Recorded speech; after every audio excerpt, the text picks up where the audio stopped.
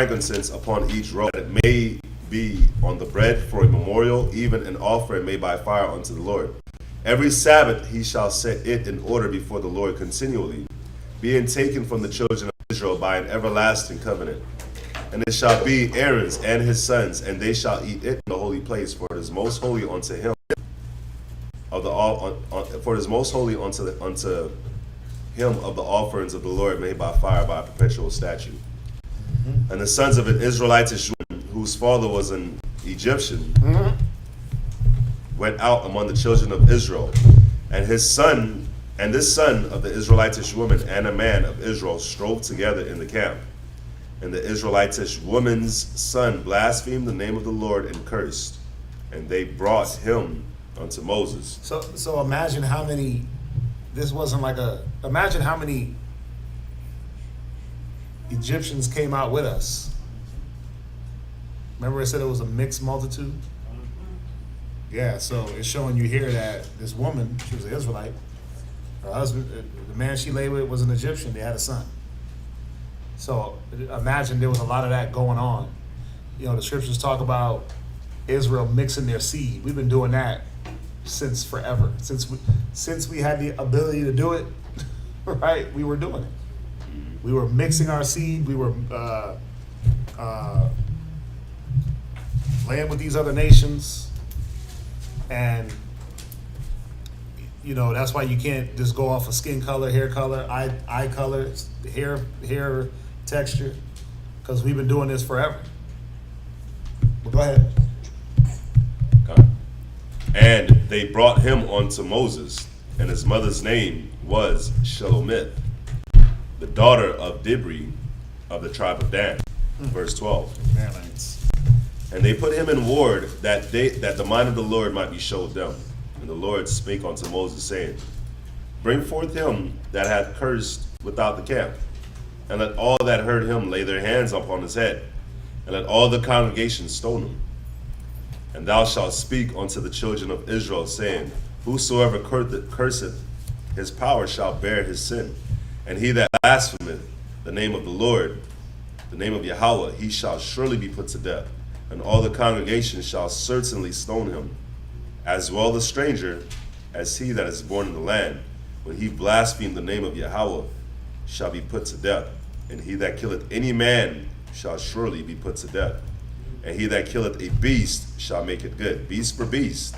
And if a man causeth a blemish in his neighbor. So this is where you get. I remember when I first started going to church, and I always thought that it was about eye for an eye, tooth for a tooth in every instance. Right? I always thought it was blood for blood, and I thought that's what the Bible was about. But we're learning that it's not about that in every instance, right? There was instances where it was blood for blood, eye for eye, tooth for tooth, railing for railing, but not in every situation. Go ahead. Verse 19. We back for the 30th time? Go ahead. Verse 19. And if a man cause a blemish in his neighbor, as he hath done, so shall it be done to him. Breach for breach, eye for eye, tooth for tooth. As he hath caused a blemish in a man, so shall it be done to him again. So you were supposed to understand this and say, the first deterrent was not to cause a blemish because I don't want to be blemished. It wasn't, well, you know what, I can handle it. I'm going to knock his tooth out. And I got some teeth to spare, so go ahead and take my tooth. It should have been, I don't want to lose a tooth, so let me not knock out his tooth. Let me, remember, love the Most High with all your heart. Treat your neighbor as yourself. That's what that was about. You were supposed to look at yourself and say, man, I don't want to lose out. But I shouldn't cause anybody to lose out. That should have been the first mind that this should have put in you when you read it, and when Moses was orating it, right? Was, I don't want to lose, so I don't want to cause the man next to me to lose. I don't want to be harmed, so I don't want to cause the man next to me to be harmed or hurt. So you were supposed to love your neighbor as yourself. Go ahead. Verse 21. And he that killeth a beast, he shall restore it. And he that killeth a man, he shall be put to death. Ye shall have one manner of law, as well for the stranger, as for one of your own country, for I am Yahweh thy power. Did we get that one? And Moses spake to the children of Israel that they should bring forth him that had cursed out of the camp, and stone him with stones. And the children of Israel did as the Lord commanded Moses. Yeah, we apologize for the YouTube feed. I don't know what's going on. Satan jumped into the internet. I don't know. I don't know why it's cutting out. It keeps buffering. Where are we going now? Ezekiel chapter 44, verse 15. So that's me, right? Yes, sir. Right. We're not going to do the Apocrypha today. We're not going to do the Apocrypha because we're 4 chapters ahead of VA and Rochester, and I want to make sure that we're all on the same page. So, Ezekiel. Right. Ezekiel 44, 15. Ezekiel chapter 44 and verse 15. But the priests and the Levites and the sons of Zadok that kept the charge of my sanctuary when the children of Israel went astray from me, they shall come near to me to minister unto me, and they shall stand before me to offer unto me the fat and the blood, saith the Lord. So where did the fat go? Did we eat it? Where'd it go? Where'd the blood go? Did we drink it? Where'd it go? Where? Right. Threw it in the fire, right? Under the altar. They shall enter into my sanctuary, and they shall come near to my table to minister unto me, and they shall keep my charge. And it shall come to pass that when they enter in at the gates of the inner court, they shall be clothed with linen garments, and no wool shall come upon them whilst they minister in the gates of the inner court and within. Why? Why no wool? What did linen do for you? The linen was breathable. And the wool was what? The wool was meant to keep you cool, so Warm. like the warmth to be warm, so it wasn't breathable. Right. So, yeah, the priests weren't supposed to be in there sweaty, right? While they were doing this, while they were ministering in the court. 18, they shall have linen bonnets upon their heads and shall have linen breeches upon their loins. Why was the linen breeches important? Well, remember, the altar was 6 feet high. He agrees. Right now, the altar was 6 feet high, and there was a ramp that went up. So they had to have on some undergarment. That way, when you looked up, you didn't see the priest's nakedness, right? We weren't supposed to see each other's nakedness. So, linen breeches. What's that? Afraid because you're overheating. Yet, God.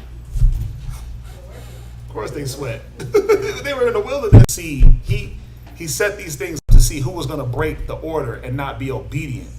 Well, I feel like wearing wool today. It's cold. Okay, well then go ahead and die, right? Die of heat, and then pass out because you ain't got the right attire on.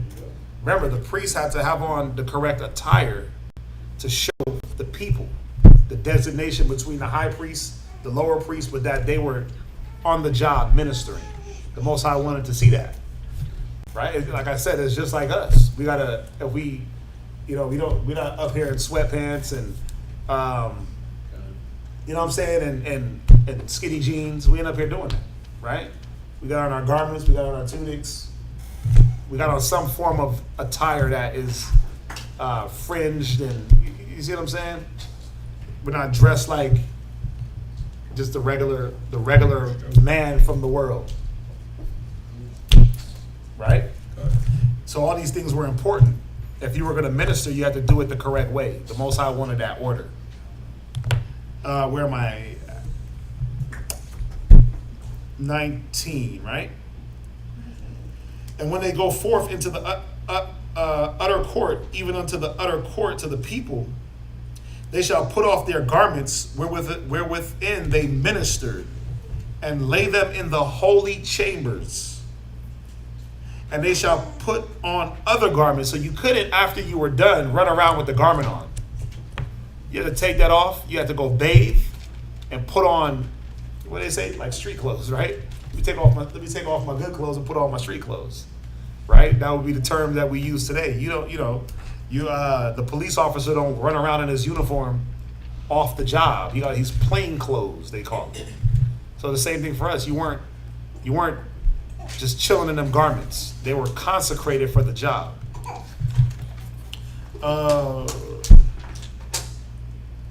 And they shall not sanctify the people with their garments. You see that? So you couldn't be in street clothes trying to sanctify the people. Remember, those garments were remember one thing about the garment. Was it just some cloth that they threw over their head, like a sackcloth, some fringes, and they ran around?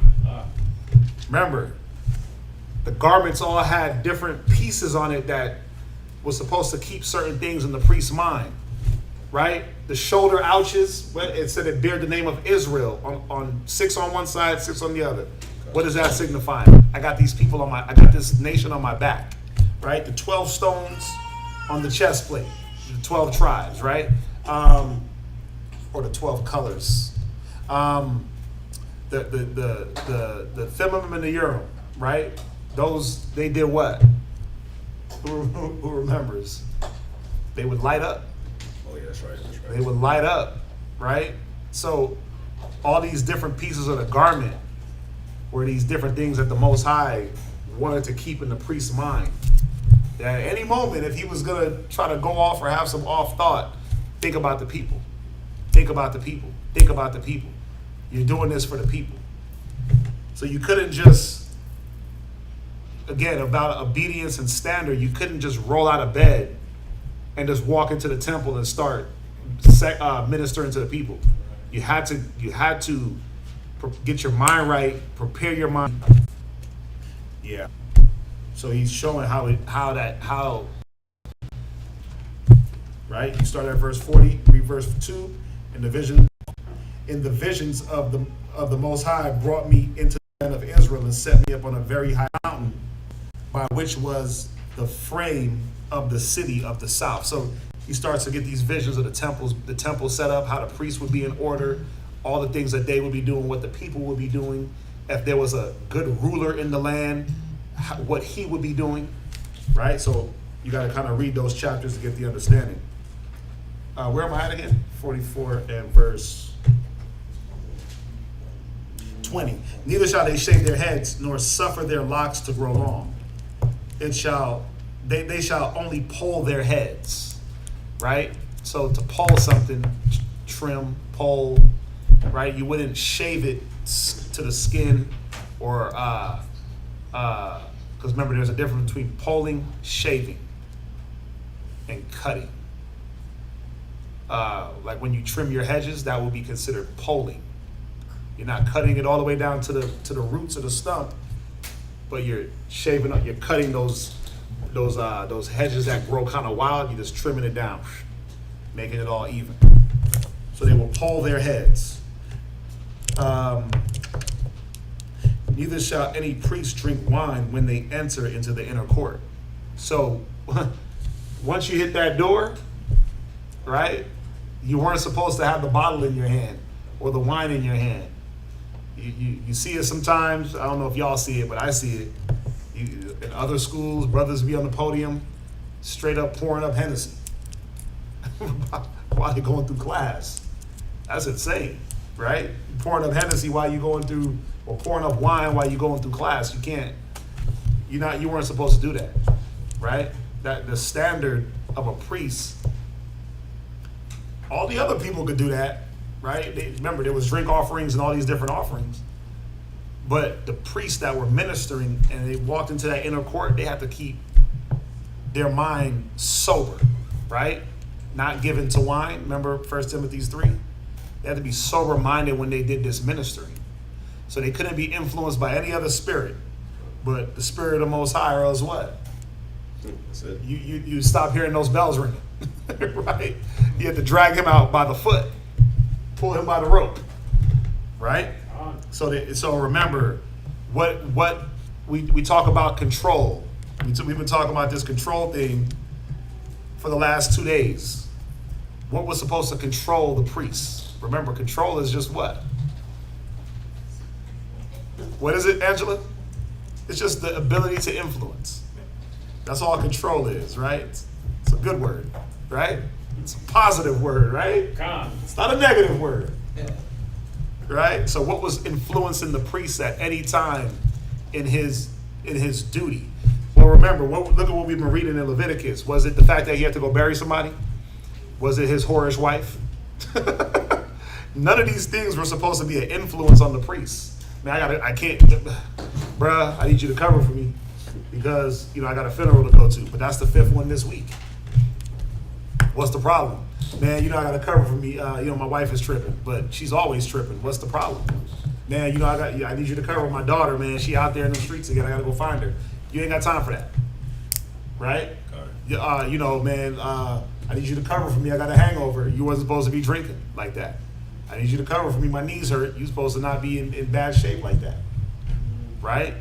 Well, man, I need you to cover me. I wore the garment out the temple and I just can't find the bonnet. You wasn't supposed to leave with that. There's all these things that the standard and the Most High was knocking down all the excuses that you could come with. I forgot my uniform at home. You weren't supposed to bring that home. You see that? So, where we at?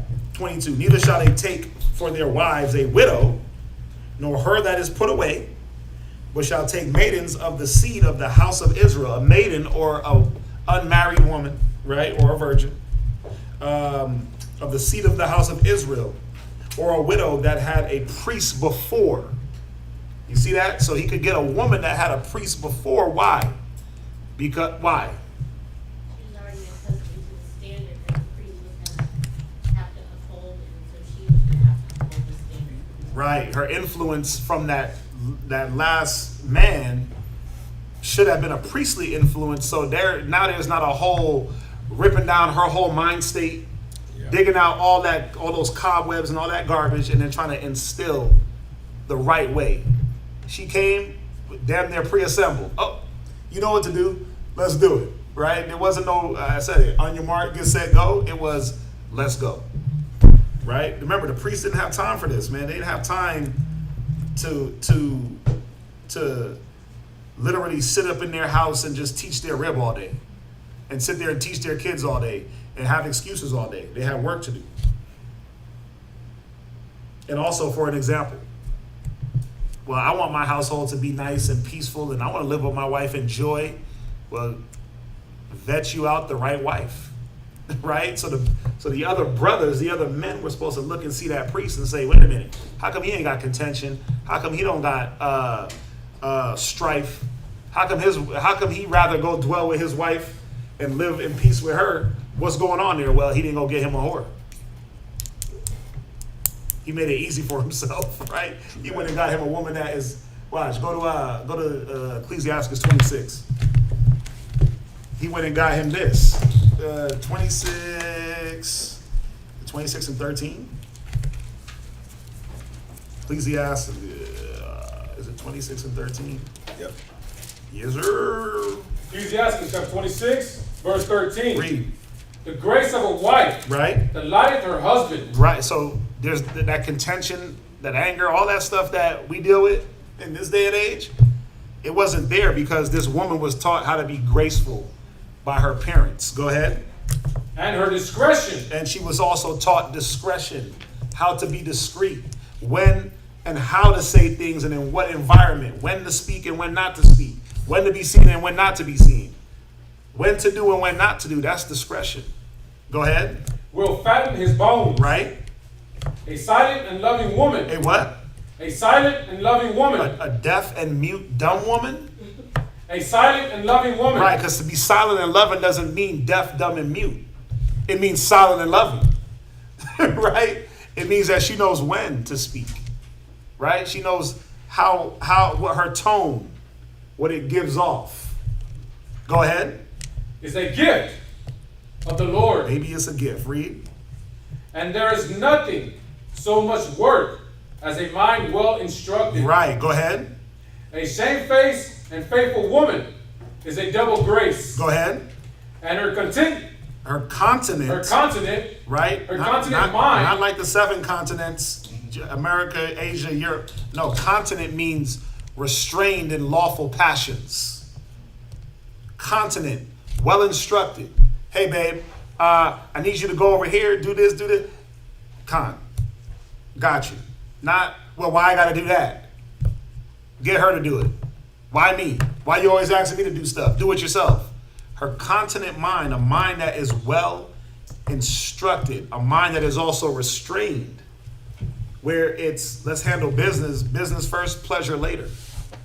You know, there got to be a lot of that also, where it's not always playtime, it's not always vacation time, it's not always beach time, it's not always kick it time. We got to handle business, and then we can indulge later in our lawful pleasures, right? Whatever that is. Listen, a lawful pleasure is drinking. You got some women that think it's all about a nightcap. We talked about that the other day in class, where the liquor is the only thing that's going to keep her temper down, right? So that can be an overindulgence that can have bad implications on a relationship. Too much intercourse, that can have bad implications. There's many lawful pleasures that sometimes you have to restrain yourself for the benefit of your relationship, for the benefit of others, for the weak conscience of the men and women around you. Go ahead. Cannot be valued. You can what? Cannot be Yeah, valued. you can't put a price on a woman that will agree with you, walk with you, and be all the different things that the Most High said for her to be. To have that discretion, to be that helpmate, to agree with you, to be that pillar of rest and a tower against death, and be the Proverbs 31 woman, and be a Rebecca, and be an Abigail, right? And guess what? Doing it with a smile, right? You got women that do it. They be disgruntled as hell. Like, man, I'm just doing this because he making me do it. The Most High, and they just mad. It's like, damn, sis, take some joy in what you're doing. They don't see the joy in it. They're just doing it because they feel compelled and constrained, right? But there got to be whatsoever is brought on you, take joyfully. What you do it joyful, right? Do it heartily unto the Most High, because it's all about your outlook of who you're doing it to. So this is what this is the type of women that the priests, they needed to have this. The people needed to see this from the priests, because they were the example of what type of woman to deal with, what type of children to have, what type of situations to get into, what type of things to indulge in. The priests were the first line of defense. Think about it. I seen the priests do it. Imagine if I start trucking in all the bis and that hose right up in here, right? Listen, come one, come all. Brothers would be like, I want one too. I hope not. I hope y'all be like, what the hell is this problem? Get these hoes out of here. But if I'm like, hey, there's some hoes in this house, and I start lining them all, just walking them through and lining them up along the podium, y'all be like, what? Hopefully y'all ain't like, let me get one. Man, y'all taking too long to answer. You smile too hard. No, I'm joking. But you see the point?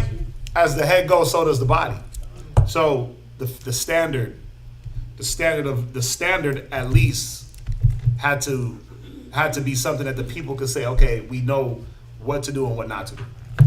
Right? So were you finished? Concert, if you want a 16. Read it. As the sun, Oh. when it ariseth in the high heaven, Oh my gosh. so is the beauty I love this scripture. of a good wife in the ordering of her house. You ever just go out into your backyard when the sun is just there and you just bask in the sun's glory? You sit there and you just embrace the sun and you're like, man, this is beautiful. So just like that sun in this height is a woman ordering her household and keeping the spirit. Think about it. The spirit of I always say it, the spirit of the household is dictated by who? The woman. The joy, the peace. Come on, man. Any man walks into a house and and it smells like some baked goods. If he walked in that mug mad and angry and upset, he's automatically gonna crack a smile. Like, oh yeah, damn, she baked banana bread, muffins. My rib does that to me all the time, man. She knows. I be having them days, and I walk in and, okay, I see where you're going. I said, you're onto something, right? She tries to dictate the spirit of the house, and not just with muffins and baked goods, but, that's a start. That's a start. When you walk into the house and it smells like diapers and the trash from yesterday, what you gonna do? As soon as you break through the door, like, y'all didn't take the trash out? You walk in yelling, right? You're supposed to come in with a bad spirit and walk in, and that spirit is, come on, big fella. The sun is going down, right? You like the Hulk walking in your house, and what's the old girl's name? The Black Widow. She calming you down, right? Because the spirit is dictated by the woman. That joy, even if her man comes in angry, a soft answer turn away much wrath. He could be pissed off, and if you're doing it right, you could bring his anger down with your answers, right? Just understanding your husband, knowing that when he walks in the house, he might need some space to decompress from his day. Let him get a shower. Let him get out of that dirty ass clothes. Let him wash the world off of him real quick, and then start bombarding him with your problems. Right? But don't let him get bombarded out there that he walks in and you're like, but babe, you didn't empty the trash and you didn't call the mechanic and you didn't. And he's like, whoa, you turn right to the bar where everybody's quiet, they mind their damn business. He can watch the game, right? That's not what you want. So keep those things in mind. But see, the priest, going back to the topic, this is what the priest was trying to be the example of for the rest of the people. How a woman should be that wanted a husband, how a man should be that wanted a wife. Because it wasn't just the woman, it was the man also. If you were a woman that wanted a husband, what type of husband were you looking to get? A whoremonger or a priestly godly man? So it goes hand in hand. Remember, it's not about one side or the other. This is a balance. One thing works for the man is going to work for the woman. Y'all get that, right? And then also, who gets the full benefit of the man and the woman? Who I've been going into all damn day. The children, right? You've been catching it. So, let me read on. And they shall, 23, and they shall teach my people the difference. See, it was about teaching the people the difference between the profane, it's like between the holy and the profane, and cause them to discern between the unclean and the clean. And in controversy they shall stand in judgment, and they shall judge it according to my judgment. They shall keep my laws and my statutes in all mine assemblies. All those feast days that we gathered for, it was about doing things with order, with respect, with dignity, with decency, and in the law. They shall hallow my Sabbaths, and they shall, where am I going? 31. And they shall come at no dead person to defile themselves, but for father or for mother or for son or for daughter or for brother or for sister that hath no husband, they may defile themselves. So immediate family members.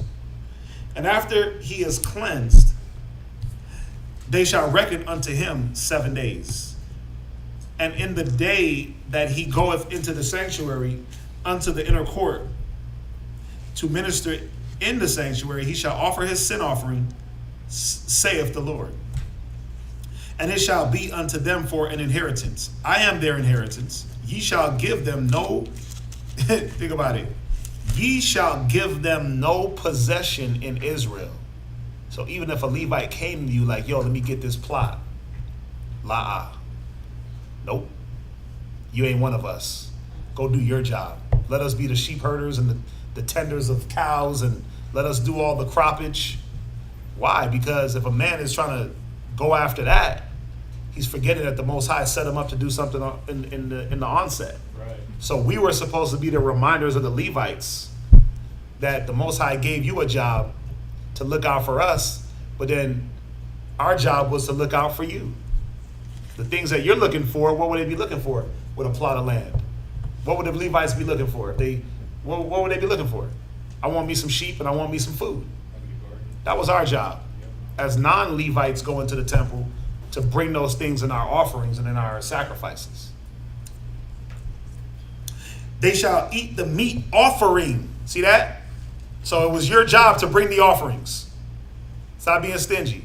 Stop being greedy. Bring the meat offering. Bring them unleavened cakes with a little bit of oil and that wine, right?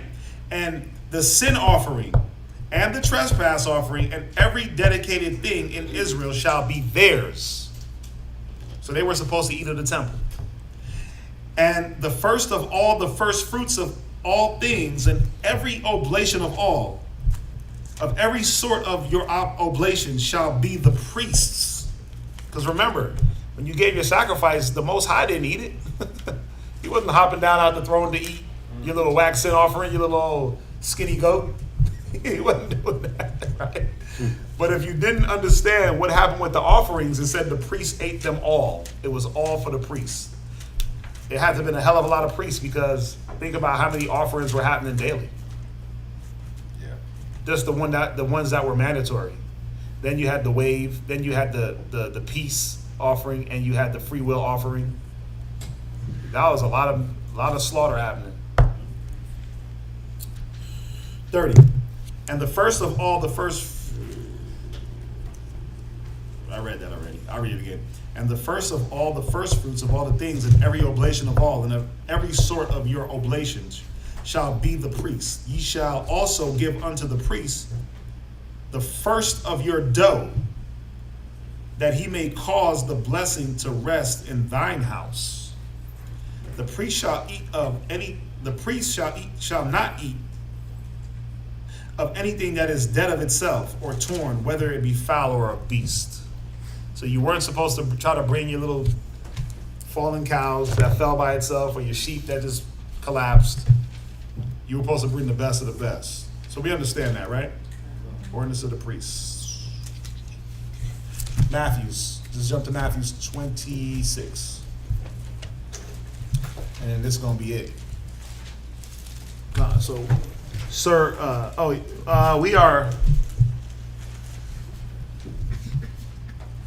we're in Matthews now. I'm sorry, I didn't see that.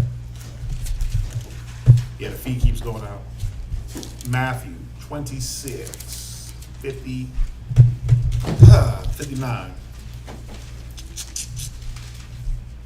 26 and 59 to 66. 26, 59. Now the chief priests and the elders and all the council sought false witness against Yahushua to put him to death, but found none. Yea, though many false witnesses came, yet found they none. At the least came 2 false witnesses. So these cats, they were just out here breaking the law. Remember, it says that you should not rise up in a false matter against your brother to cause his blood to be shed. I butchered it. But you weren't supposed to bring a false report, especially in a matter where it was life and death, right? Oh, I seen them committing adultery with each other. We already know what that was punishable by, right? That was punishable by death. So you weren't supposed to lie in these matters, and that's what something they said, right? Verse 61, and said, this fellow said, I am able to destroy the temple of God and build it in 3 days. And the high priest arose and said unto him, answerest thou nothing? What is it which these witnesses say against thee? But Yahushua held his peace. Remember, it said he was tempted in all manner. When they accused him, he didn't try to justify himself. When they smote him, he didn't smite back. All these examples of, I mean, come on, man. He's getting ready to be put to death here. You have not suffered unto blood striving against sin. You get accused of not doing something right, and you go into an outrage where they were accusing him of trying to be blasphemous, right? You can't hold your peace in the smallest matters, and Yahushua had to sit here, like I said, like a sheep led to the slaughter. He couldn't even make a sound, man. He just had to sit there. and deal with it, right? And you know, show the character of the people. Because this wasn't about his character. We already know what his character was. But look at the people around. The false accusers. That was his own people. That wasn't a white man coming up and accusing him. That was his own people accusing him. Right?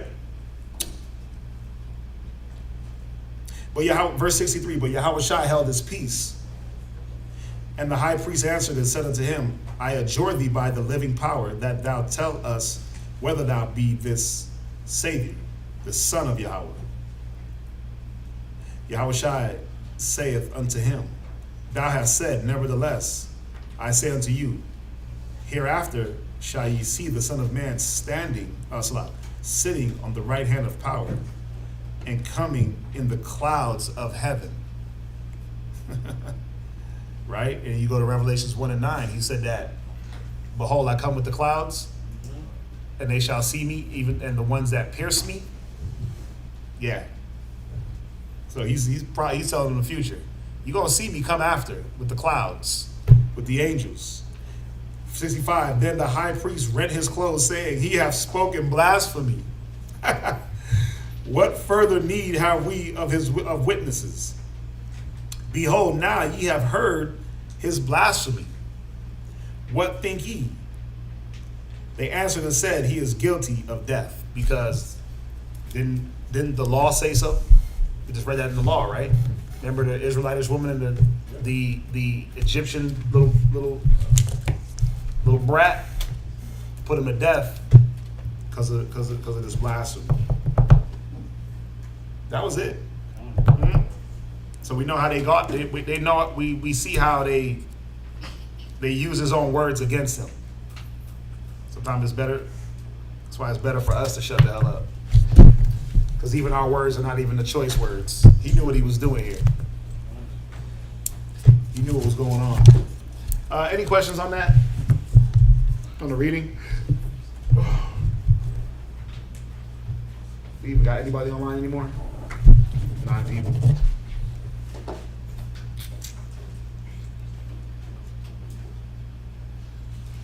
Anything off the reading?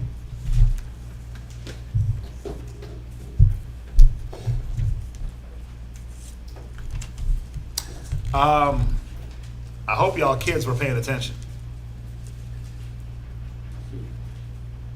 Y'all heard every word that came out of my mouth, right?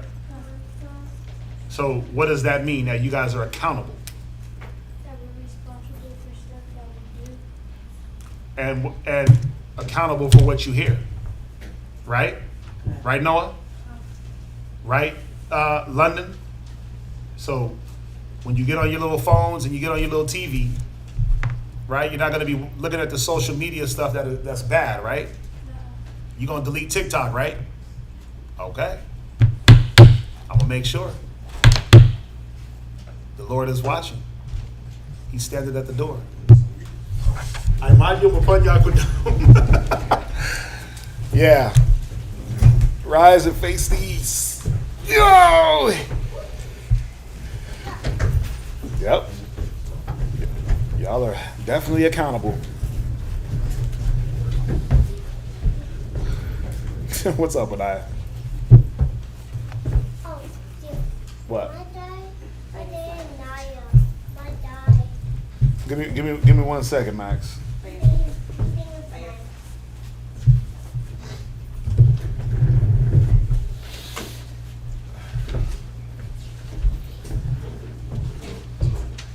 Huh? I want you to do this. Oh, you got you. I just. Barakatah Yahweh. Ba'ashem Yahushai. Baruch Hashai. Shemai. Haita. Shalach. Ma'eka Allah. Wa'alahayim. La. Shamar Al.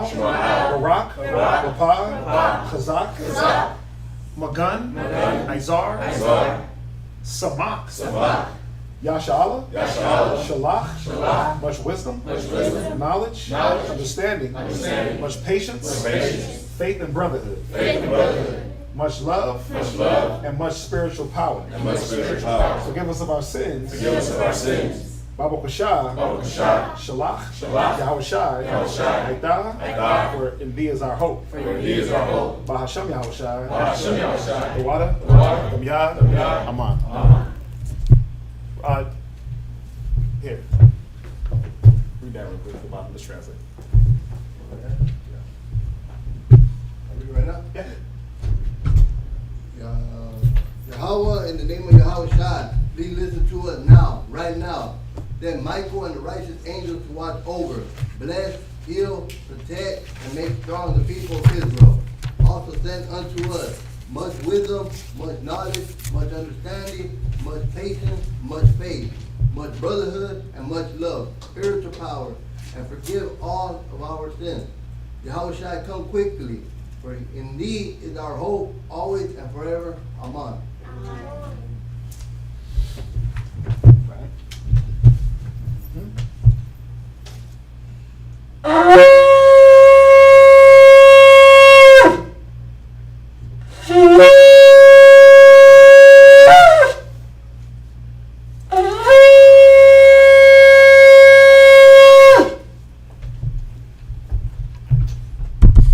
Barakatha Yahweh. Bahasham Yahweh Shai. Hahawa'ah. Natan Lanawa. Hathawara. Blessed are you, Yahweh, in the name of Yahweh Shai that gives to us the law. Barakatha Yahweh. Bahasham Yahweh Shai. Hahawa'ah. Natan Lanawa. Award. Lara'ah. Blessed are you, Yahweh, in the name of Yahweh Shai that gives us the light to see. Barakatha Yahweh. Bahasham Yahweh Shai. Hahawa'ah. Natan Lanawa. Ha'ayal. Para'ah. Ha'ain. Blessed are you, Yahweh, in the name of Yahweh Shai that gives us the ram's horn to call the people. Barakatha Yahweh. Bahasham Yahweh Shai. Hahawa'ah. Natan Lanawa. Shaman. Zayath. Lamashath. Yasher Allah. Blessed are you, Yahweh, in the name of Yahweh Shai that gives to us the olive oil to anoint Israel. Right. Anybody wants to be anointed at the end, we can do so. This is Psalms 92. It is a good thing. To give thanks unto Yahweh. To sing praises unto thy name. O Most High. To show forth thy loving kindness in the morning. And thy faithfulness every night.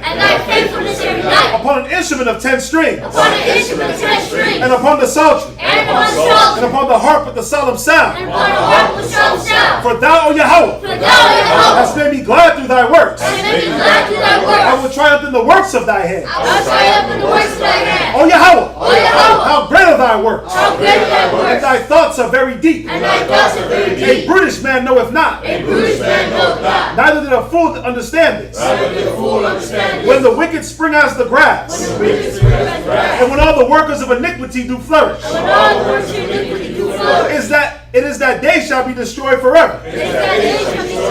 But thou, O Yahweh, are most high forevermore. For lo thine enemies, O Yahweh, for lo thine enemies shall perish. All the workers of iniquity shall be scattered. But my horn shalt thou exalt like the horn of a unicorn. I shall be anointed with fresh oil. My eye also shall see. My desire of my enemies. And my ear shall hear. My desire of the wicked that rise up against me. The righteous shall flourish like the palm tree. He shall grow like a cedar in Lebanon. Those that be planted in the house of Yahweh Shai shall flourish in the courts of the Most High. They shall still bring forth fruit in old age. They shall be fat and flourishing. To show that Yahweh is upright. He is our rock. And there is no unrighteousness in him. This is Psalms 133. Shayar. Hamalawah. Ladawah. Hana. Matawah. Ramah. Naayam.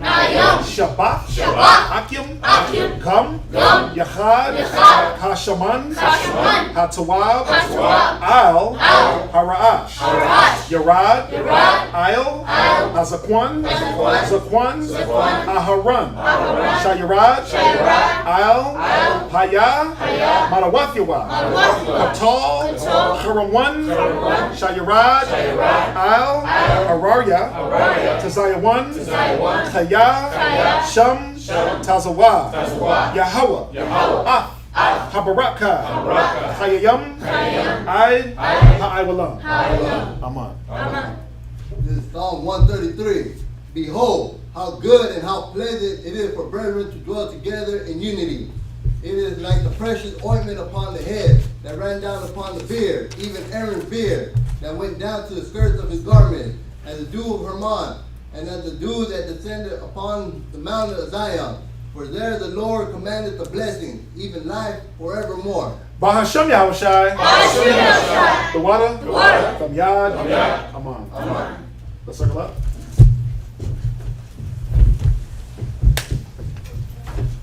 Slide down a little bit. Call it. Ben Israel, Amadi, Barak.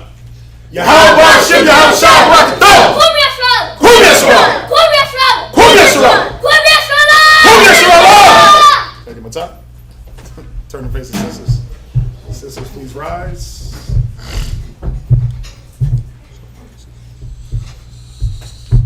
Call it. Salute not the daughters of Zion, Ben Israel, Amadi, Barak. Yahweh Shema Lathan Yahweh Bahasham Yahushai. Yahweh Matah, hands down, dismiss. Let's say shalom to everybody online. Shalom. See y'all back here on Wednesday. What did not? That's the Ark of the Covenant, mate. Wow. That's the mini Ark of the Covenant.